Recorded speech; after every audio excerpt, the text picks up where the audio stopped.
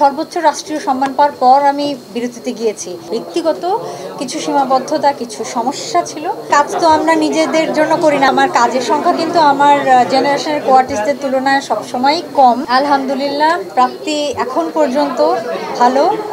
আপনাদের প্রচুর ভালোবাসা পাচ্ছি, আমার ভক্ত দর্শকদের ভালোবাসা পাচ্ছি।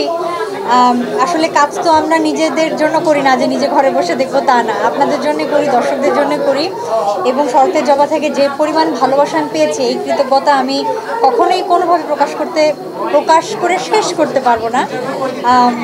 তো আলহামদুলিল্লাহ এখন পর্যন্ত খুব ভালো, এবং শরতের জবার জন্য এই পুরস্কারটি পেলাম পরিচালক হিসেবে প্রথমবার, গ্লোবাল স্টার অ্যাওয়ার্ড।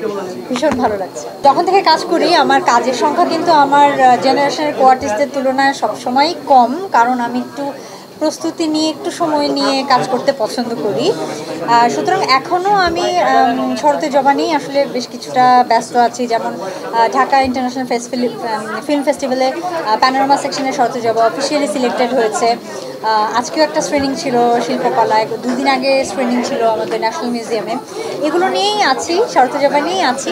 সো পরবর্তীতে কোন কাজটি করব এখনও আসলে বলতে পারছি না। অভিমান একদম ছিল না, এটা ভুল। কারণ হচ্ছে আমি কাজ করা ছেড়েছি আসলে 2018-তে, একদমই যখন আমি শঙ্খচিলের জন্য জাতীয় চলচ্চিত্র পুরস্কার পাই শ্রেষ্ঠ অভিনেত্রী হিসেবে।